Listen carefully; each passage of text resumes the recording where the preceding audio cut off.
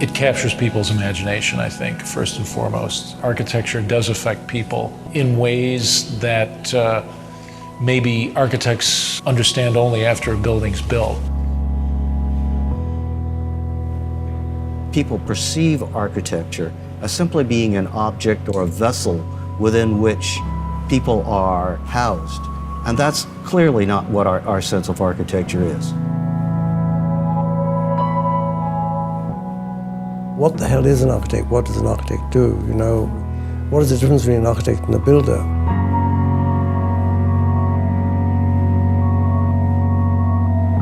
We concretize the world.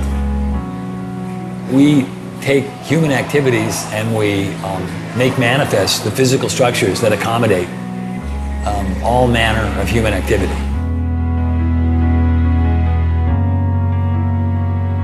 The design studio is a place where individual action and individual creativity is measured very directly by the people around them.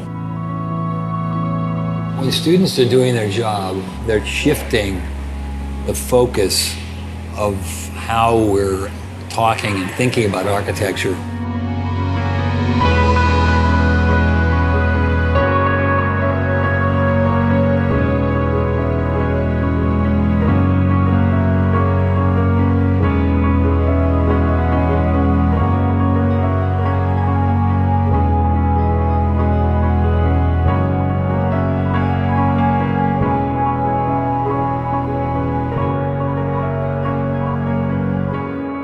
Before you kind of come to architecture school, you sort of have this idea about objects and things like that, and then once you get here, it becomes all about space and all about occupation. And people sort of see a lot, architecture sort of sculpturally, and there's a point at which you stop dealing with objects, sort of things to stare at, and you start dealing with occupation.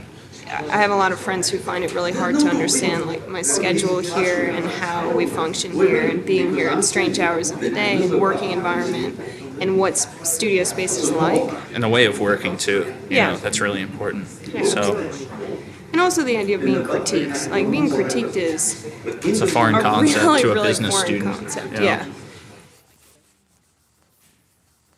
The design studio is a place where students have to perform on their own. They have to create something from their own imagination. They have to create something in response to a set of problems that are either given to them or they have to even invent the problem.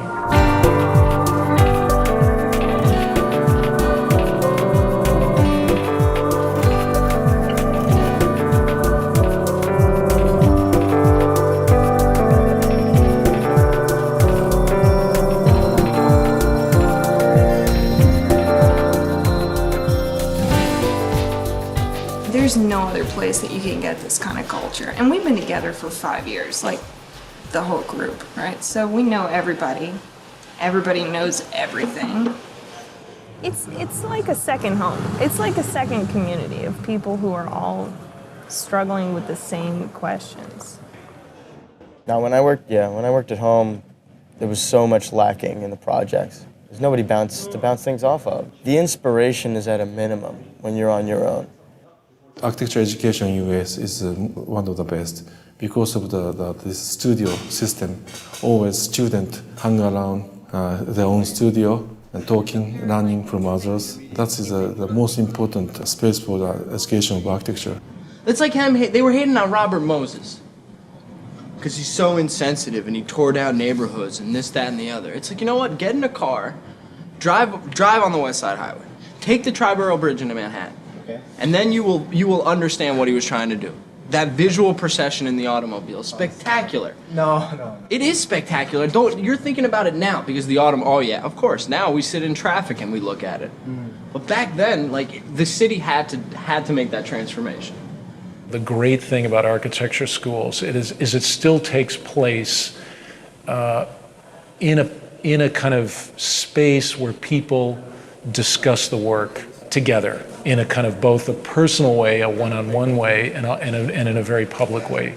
Ultimately, there's a kind of arena. There's a public arena where the work is discussed, where students can present themselves personally to other people and show that they have a stake in the work and what they really think about the work. And that's extremely important, I think, to the development of an architectural project, because that's ultimately how architecture at certain points is really developed in the real world. And it's both an important lesson, but it's also a way in which, through that kind of intensely personal and human contact, that the work gets better.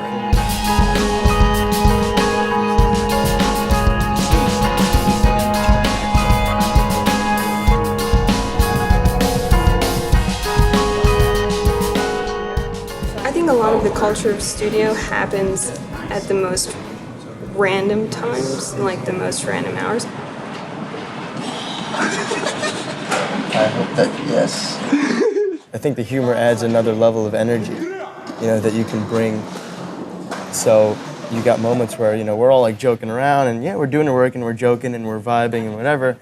Some guy will come in here like, well, that's why you guys don't get any work done because you're always doing the shit. And we're like, you. Go and do your project then and live in your little world by yourself. Because the humor brings the interaction and the interaction brings the energy and the energy creates an output between everybody, that we can all feed off of. Don't forget, Dave, the boss. Everyone stays late, everyone's hanging out and smoking cigarettes and drinking a lot of coffee and not really necessarily at your desk drawing or whatever. Architecture school is a really strange, specific environment.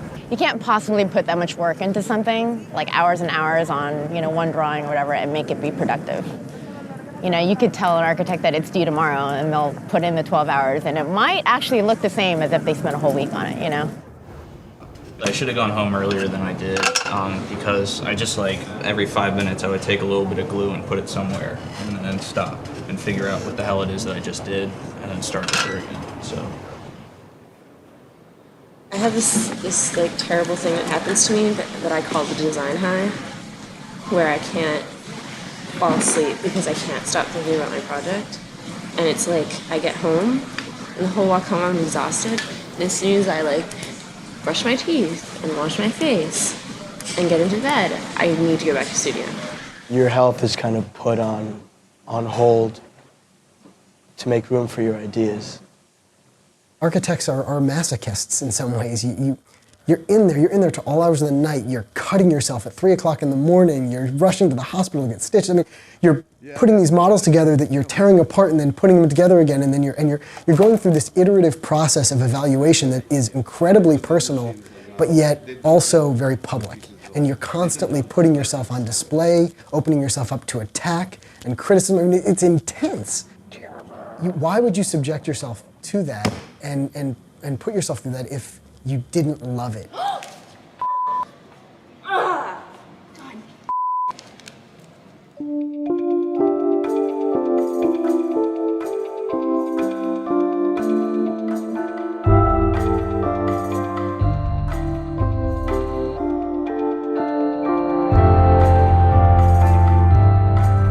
That's a conceptual mistake. A structural system does not separate between each unit. Usually the span of structure encompasses 3 or 4 units, or maybe more. Well, I understand, but I don't see why that has to necessarily be the case, especially. It necessarily be this case. It has to be this case. I understand that I don't have to, but I think it's important for the, It's for wrong. the resolution. It's fine. It's wrong. Why is it wrong? Tell us why it's wrong. Economically. It's not wrong. Systems. We could critique his whole project in terms of No. the economy. But you've done. Basically, they're these walls, Dan. In terms of his diagram. Yeah. It's how Those it have to like be that. every other third wall is structural. I mean, then that completely ruins the areas in It does not ruin anything. It wasn't necessary to have that conversation. The point was made, and then that's it. I understood the point, they understood or I thought he understood my point. I thought that should be the end of it, and then there were more important things to talk about and other people that had to talk to them, and still talking about it for 20 minutes. One thing that I always have an issue with is students get so frustrated if they don't have a good critique. I think they misinterpret what a good critique is. I mean, by definition, it's a critique, it's a criticism. So if you go into a critique and all the critics, all they can do is blow hot air up your ass and tell you how great the project looks, well, that's still not, to me, that's not a good critique. They didn't criticize anything. To me, a good criticism is if you can inspire enough thought based on what they see and what they hear. If it inspires enough thought, then they will criticize. Not criticize in the sense of attacking. They're going to criticize because whatever you showed them inspired enough thought that they have their own opinion about the thing now. That's a criticism. I'm not gonna argue with you because I have a feeling it wouldn't be productive. We could go on all night. We could. I know that's not the point. You We're would stop trying and to listen occasionally. We'd be able to find, some resting spot here where we're kind of talking about the same thing, and you allow us to help you. The other thing I think that is sometimes very negative is the idea that the student should be trained to do a sales pitch in this jury process. I mean, I think that really probably the student should at first be silent, and the jurors should really start to ask questions about the drawings and try to understand the project in a more Socratic way, rather than this sales pitch followed by criticism.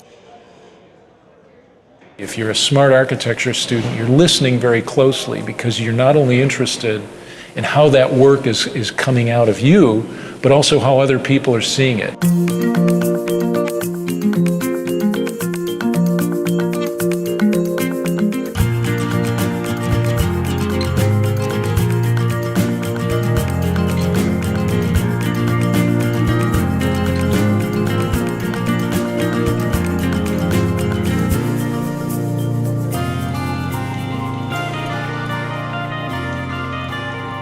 The best architects, in my view, are the ones who bring a coherent view of the world to design. Those are the folks that become the best architects in the sense that they're the ones that progress the profession, innovate, create new ideas. The most important thing about being an architect is learning how to think clearly. You have to be able to think clearly to practice architecture.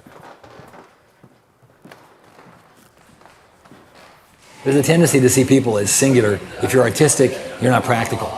If you're practical, you're not artistic. That's totally preposterous. I mean, architecture is embedded in both worlds. And if anything, architecture is the connective tissue between these two kind of spheres. And it'd be impossible to live in one or the other. One, you'd be practical and never produce a piece of work of any interest. The other, you'd be producing work that has no meaning or no connectivity. I think design requires a certain kind of smartness that holds those schizophrenic views simultaneously in one's thinking. Even as a young person, you know whether you can do that. And as you mature, it's quite rewarding to have those opposing views in your mind at all times. There's not just one role for an architect. There are all different kinds of contributions an architect can make in the culture. The question of what's a good architect, I think that there are many different perspectives that come at a project as it's developing. And what's important for the architect is to be able to listen to people outside of themselves and take that and then give something of themselves to a project and make something incredibly unique and wonderful.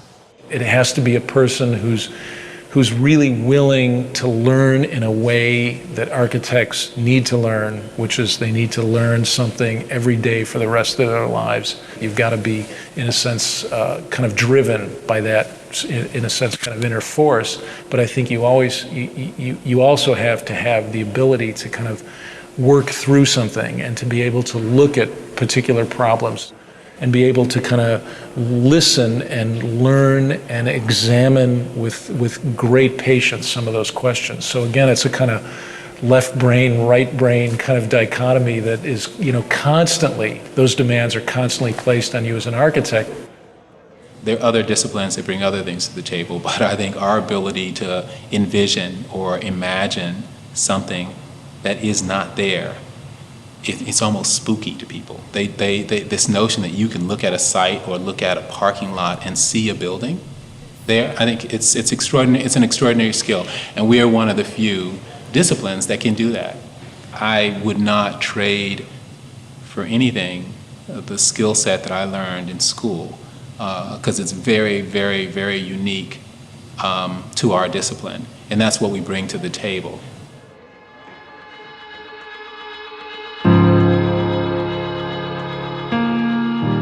I don't believe schools of architecture, either historically or today, have particularly prepared young architects for the realities of architectural practice. Again, referring to this notion of a safe space where one can fail, where one can push the envelope in a sense. I think the academy always needs to be that. In a certain sense, you're a bit freer of the constraints of the real world. We need to understand that those constraints also have to be brought into the academy so students can begin dealing with them and dealing with them in an inventive and creative way.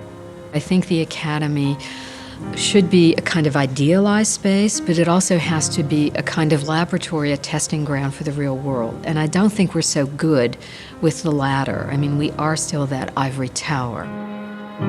Sometimes I think we lose a little bit of the reality of what our job is and what our profession is really about. I think people really forget the reality of what it's going to be like to be working as professionals.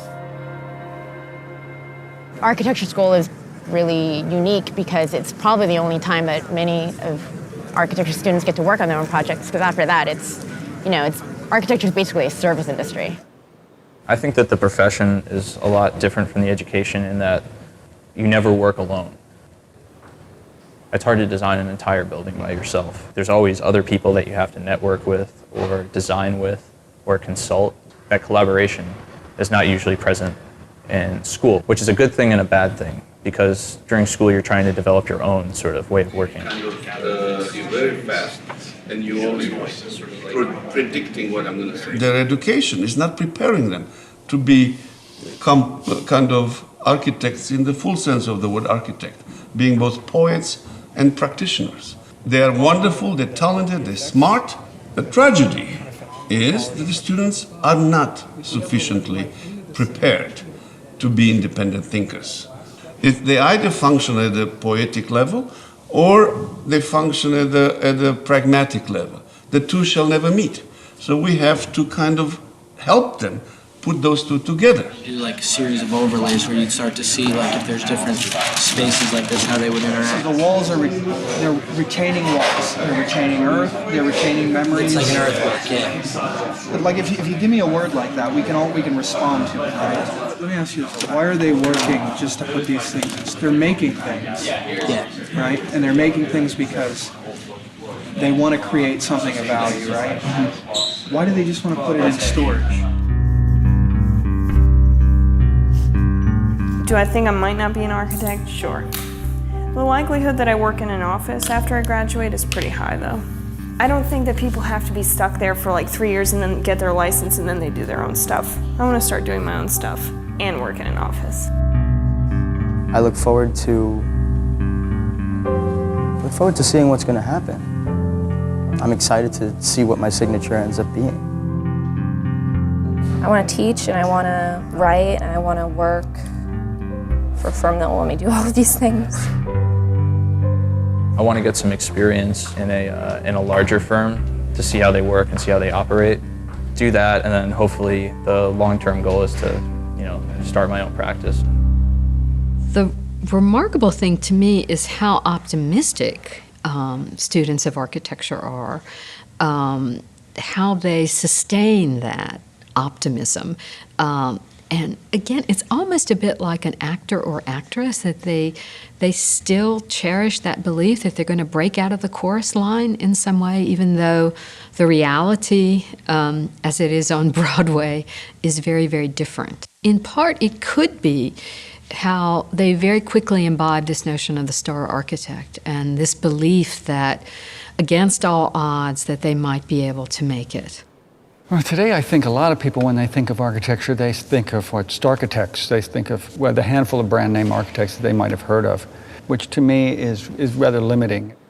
People only know Frank Gehry, I mean, there's other architects out there that are doing better work, greater work, more important work than Gehry. The problem is that the way we teach architecture right now is we sort of train everybody to do that exact same thing. The whole sort of pedagogical model right now is around creating the next generation of star architects. That's actually a flawed model. For many years, everyone wanted to be like Frank Gehry. They wanted to create great sculptures in the landscape. Whether those sculptures worked or not was largely irrelevant. The ability to use aerospace engineering to come up with forms that hadn't been built before was considered to be a primary task of someone coming out of school. That's over. That's over.